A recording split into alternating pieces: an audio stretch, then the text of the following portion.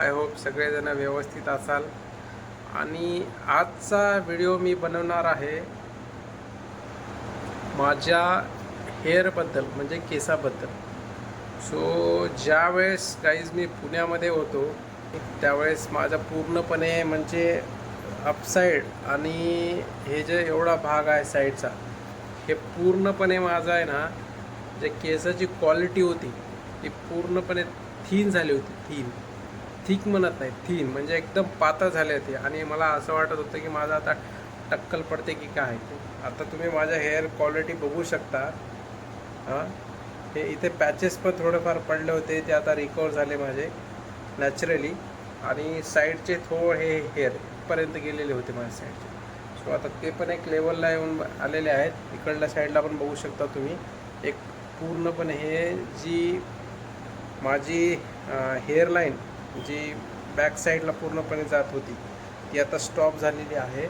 So सांगण्याचं तात्पर्य एवढंच आहे की मी माझ्या हेअरची, आता माझ्या इकडून पण बघू शकता, हे या साईडने इथे मला पण पूर्णपणे असे दाट केस आहे.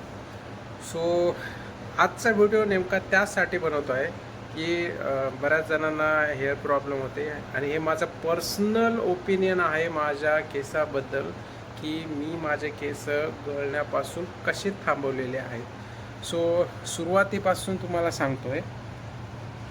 ज्यावेळेस माझे केस गळायचे त्यावेळेस गाईज मी डेली माझे हेअर वॉश करायचो. आणि वॉश केल्याच्या नंतर मी पूर्णपणे टॉवेलनं ते असं रब करायचो. सो त्याच्यामुळे केस माझे फार जात होते. सो ती एक मला मिस्टेक समजली की आपण ते करायला नाही पाहिजे. आणि दुसरी मिस्टेक म्हणजे दर 2 दिवसाला मी शॅम्पू करायचो.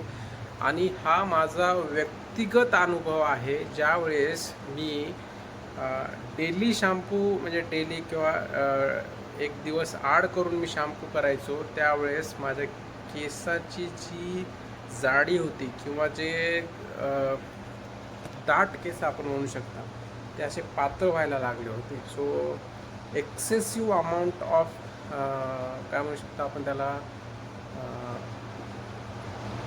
शॅम्पू किंवा केमिकल्स यूज केल्यामुळे पण होऊ शकतो. सो या अशा प्रकारे माझे केस फार प्रचंड गळाले होते. आणि मला वाटते हे बी आता थोडेफार रिकवर व्हायला लागलेले आहेत. साईडने पण बघू शकता असं पूर्णपणे व्यवस्थित आहेत माझ्या. असा तर टक्कल तर माझं पडलं नाही अजून. तर आता मी यावर उपाय काय केलेला आहे मी थोडक्यात त्या गोष्टी सांगतो आहे तुम्हाला. सो आत्ता जी माझी जर्नी आहे, म्हणजे जे मी शेड्यूल फॉलो करतो, सो वीकमध्ये ॲटलिस्ट जर ट्रॅव्हलिंग केली नसेल तर मी वीकमध्ये 2 वेळेसच मी हेअर वॉश करतो. आणि त्यातील एक दिवस फक्त हे शॅम्पू प्लस कंडिशनर 100% मी यूज करतो केसांना. त्यामुळेच माझे केस मला वाटते की थोडंफार त्याचा चांगला बेटर रिझल्ट आलेला आहे. शॅम्पू प्लस कंडिशनर वॉटेवर कुठल्या कंपनीचं घ्या, काय हरकत नाही, पण शॅम्पू केल्याच्यानंतर कंडिशनर हे मी लावत असतो. आणि दुसरी महत्त्वाची गोष्ट, ट्रॅव्हलिंग केलं तर ॲटलिस्ट वीक्समध्ये 3 वेळेस मी माझं ते घाण वगैरे कचरा वगैरे अडकल्यामुळं नॉर्मल वॉटरनी फक्त वॉश करतो. फक्त आठवड्यामधून एकदा मी शॅम्पू यूज करतो. त्याच्यामुळं मला वाटते की माझ्या हेअरची क्वालिटी ही व्यवस्थित झालेली आहे. आणि गळण्याचं प्रमाण हे एक्सेसिव्ह हेअरफॉल आता हा स्टॉप झालेला आहे. आणि जी रिसिडिंग हेअरलाईन होती ती पण आता लेवलला आलेली आहे असं पर्सनली मला वाटते. कारण तुम्ही पण बघू शकता, तुम्हाला सगळं दिसतच असेल सगळं. तर एकेकाळी मला प्रचंड असं टेन्शन पण आलं होतं की जेनेटिक्स तर आपल्या घरी कोणी टक्कल म्हणजे बाळ नाही आहे किंवा कोणी केस गळती कोणाची झालेली नाही, आपलंच काय होतं. पण काही वेळेस मला वाटलं की न्यूट्रिशन्स, विटॅमिन्स वगैरे याची कमी असेल, त्याच्यामुळे वाटत असेल. कारण की बाहेर राहिल्याच्यानंतर तुम्हाला मेसचं वगैरे खावं लागतं. सो बऱ्याच गोष्टी, बरेच फॅक्टर असतात त्याच्यामध्ये. सो आता बघू शकता तुम्ही, डेन्सिटी हेअरची माझ्या एकदम व्यवस्थित आहे, नॉर्मल. आणि माझं आत्ता सध्याला मी कुठलाही प्रोडक्ट केसावर अप्लाय करून बघत नाही.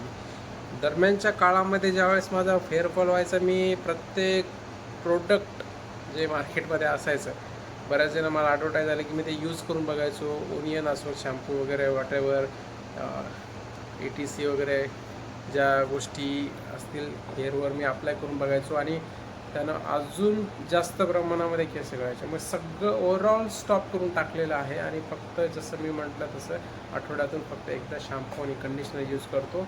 आणि बाकी जर मला वाटलं कचरा वगैरे खूप जास्त आहे डोक्यामध्ये तर नॉर्मल आपल्या पाण्यानं, सो पाणी पण मी जास्त हॉट काही यूज करत नाही डोक्यांना, फक्त नॉर्मल किंवा कोल्ड म्हणजे थंड पाणी असं ते मी डोक्यावरून घेतो. बाकी बस एवढं, त्याच्या व्यतिरिक्त काहीच करत नाही.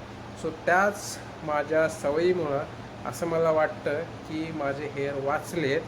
आणि obviously I am not any professional की ज्यात मी तुम्हाला ही ॲडवाईस देतो. मी माझं पर्सनल एक्सपिरियन्स सांगतो आहे की माझे केस कशा पद्धतीने ग्रो होत आहेत किंवा आता जे हेअरफॉल होण्याची जी स्टेज होती ती आता स्टॉप झालेली आहे.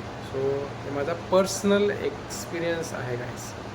सो आज मी म्हणत नाही की तुम्ही पण यूज करा, it is totally depends on you. जर तुम्हाला वाटत असेल केस माझ्या फारच गळत असतील तर एकदा ट्राय करून बघा तुम्ही. झालं तर झालं, नाही तर ते तर आहेच, बाकीचं गळणं सुरू तर राहणारच आहे. सो वन्स वीकमध्ये तुम्ही हेडवॉश करा. रेग्युलर हेडवॉश करायची काही गरज नाही, मी स्वतः तरी करत नाही आणि त्याच्यामुळे बऱ्याच प्रमाणामध्ये फायदा झालेला आहे. काही जणाला वाटतं की डोक्यावरून पाणी घेतल्याशिवाय त्यांची आंघोळ होत नाही, असं मला पण फील व्हायचं. पण 4-5 दिवस एकदा सवय झाल्याच्या नंतर ते काही वाटलं नाही मला.